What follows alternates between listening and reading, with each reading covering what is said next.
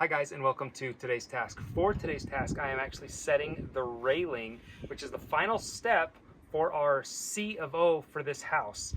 And setting the railing is actually a pretty simple DIY task. It does take a little more critical thinking, but it's something you can do yourself. Most railing, when you go to your lumber stores, I'm not saying Lowe's or Home Depot particularly, but like your local lumber store, they're going to carry decking material and railing material, and most of it comes in 6 or 8 foot sections. That can vary, but that is the norm that I found. And so when we ordered this actually came in 6 foot sections and 8 foot sections. 8 wouldn't work here and neither would 6, so I took 2 6 foot sections and cut them down. Now hear me out. The simple way to do this is I used end posts everywhere instead of mounting to the house. Yes, mounting to the house does feel a little more secure, but I just didn't want material next to the brick possibly holding water forever. I like this gap and it just being its own, and when you put all the screws in, it's not going anywhere. So I set this post and this post where they're gonna go. Then I went dead center and put this post there.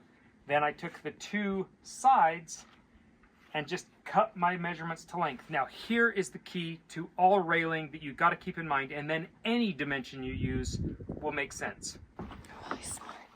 Huh? You're really smart. This is a full length of railing, but clearly it's not enough to get this span, so we cut it into 2 like I said, but it comes, most of it comes already predetermined with the railings laid out, and they have to be no more than 4 inches on center. They can be tighter than that, they just can't be bigger than that for safety reasons. That is a national code, so there's no way to deviate from it. But if your railings aren't already put together or are already marked, that's what you'll mark them as.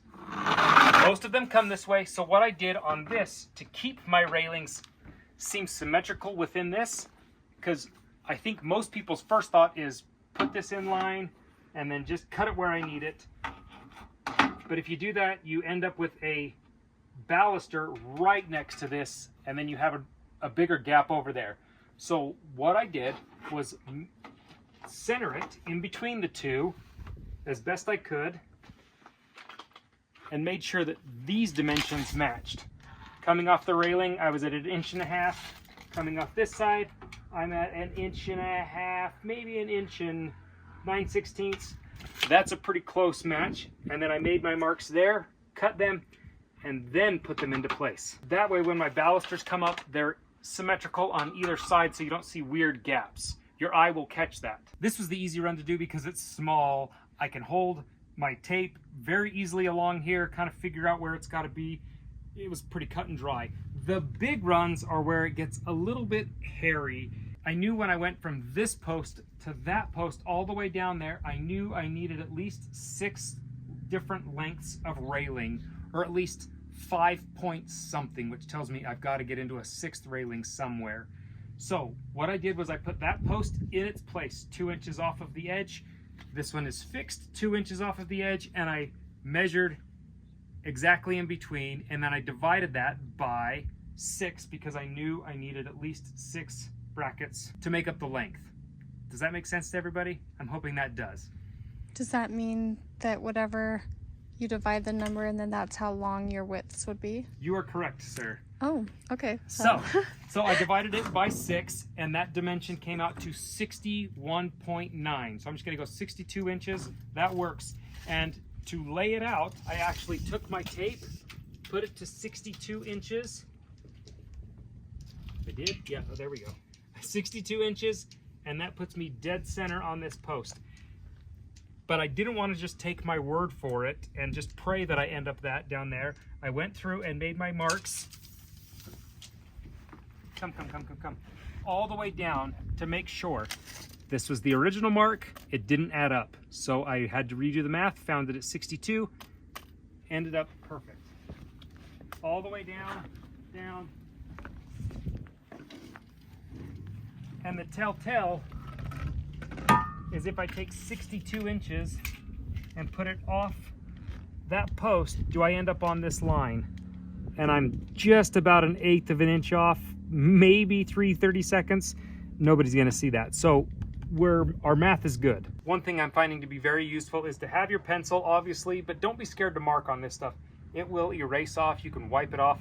A lead pencil is just gonna wipe away, and don't be scared to mark this up. So I have my line at 62 inches. That's where the middle of the post has to be. So I take my post, or the base of my post is 4 inches. So at the 2 inch mark, make a line.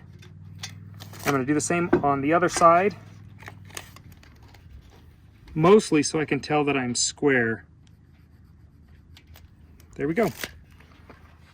So now I take my line post, line it up on my mark, front and back, and then if you're not sure about square, put your square on the railing and move it over, and you're good to go. I went ahead and set this post. Now, it's not in there tight. I just need it to be in its kind of final resting place so that I can start measuring these baluster lengths. And once again, we run into that same issue. We don't line up perfectly even. If we go end to there, we have a baluster about 2.5 inches off, and then if not, we have the one 3 inches off.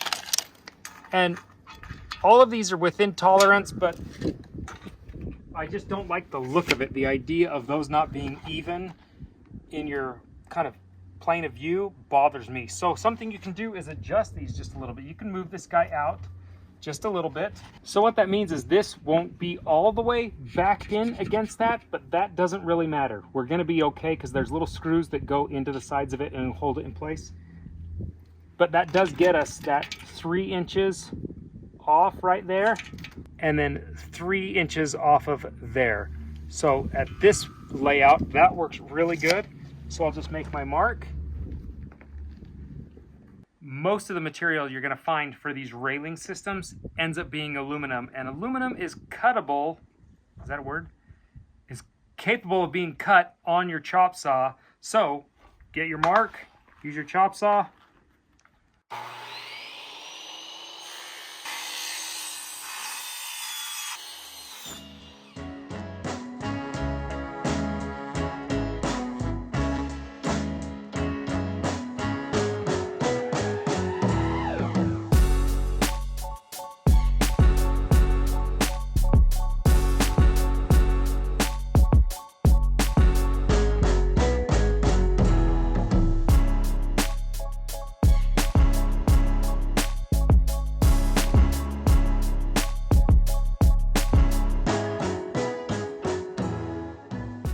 our banister is in all the way along this biggest run, but what I've gone and done now is taken a string line and put it from the end posts. The end posts are perfectly plumb both directions, but the other ones aren't. They were only plumb one way with the railing for right now, because that just made it easy for measuring. Now I need to take the rest of the posts and just bring them to this string line. How I'm going to do that is by loosening and tightening the lag screws at the bottom and then putting washers in where we need to. Some of these we may not need to do anything to. Once we put these bolts in, it might just pull it right back to the top of our line, and all we want to do is just be touching them.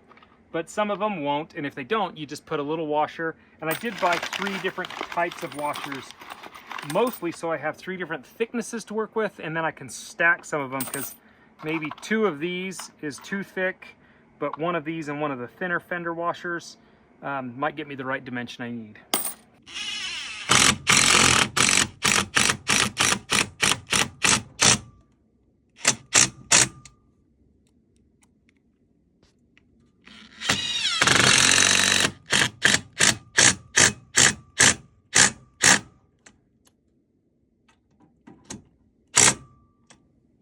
Am I touching?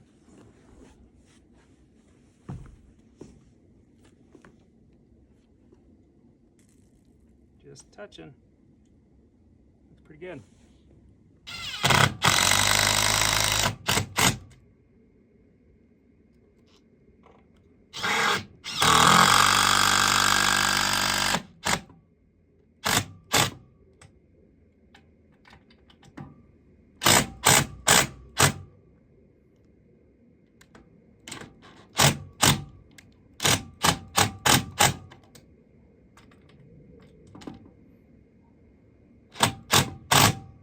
So I am pre-drilling these, even though these screws will go through anything, but I'm just pre-drilling just so I don't have to fight going through this composite material.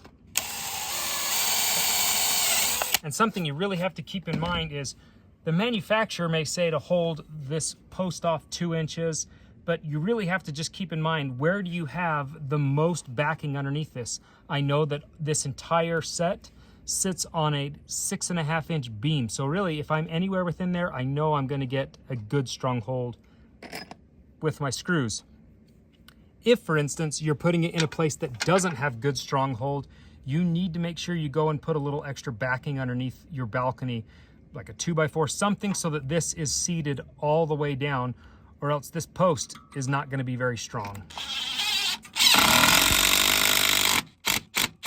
And while both of these are pulling on this side of the post, if I push one too hard, it will actually pull diagonally. And so I really want to just get one set taut and then bring the next one down to it.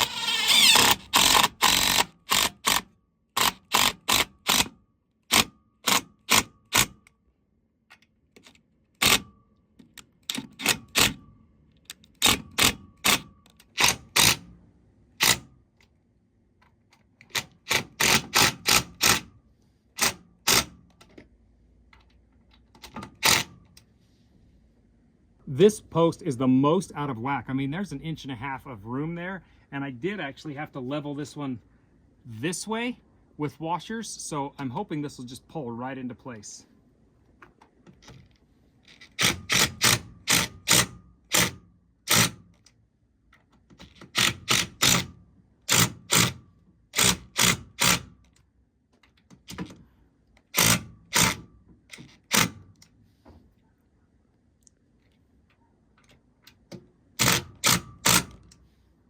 Here we go.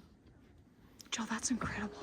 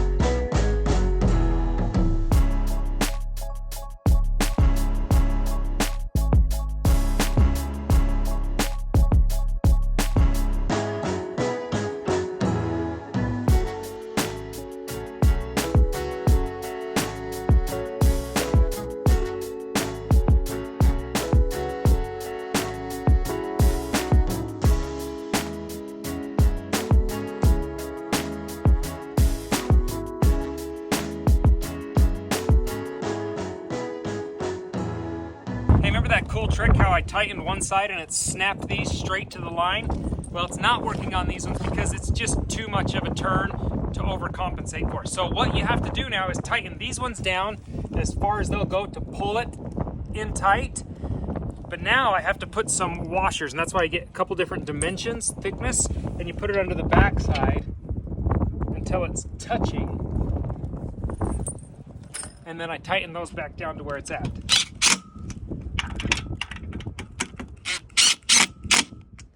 There we go.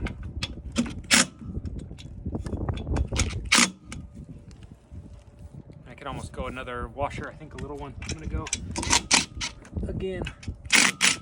Be very careful when you're tightening your bolts down that you're just letting it secure, not forcing it to drive in, because if you strip it, then you're really in trouble.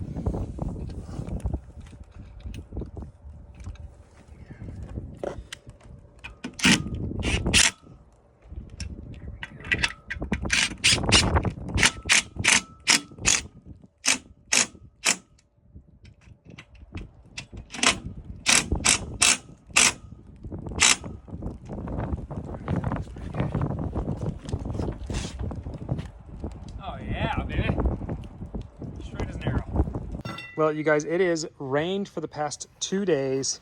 The balcony is muddy and the railing is 100% up for this portion of the balcony. But this post right there is starting our railing down the retaining wall and back towards the shop. But I will say this, these posts are 4 inches exactly apart because that is the maximum you can have for code standards. So that's why they're that close to each other. And I really want to show you what we're going to do on that portion of the banister, because it goes down pretty much the same, but drilling into the concrete is a little different. So I want to show some of the tips and tricks we're doing on that section. So stay tuned for that video. It will be coming up next. But if you like today's video, give it a thumbs up. If you're new to the channel, subscribe, and we'll see you guys next time. Bye, guys.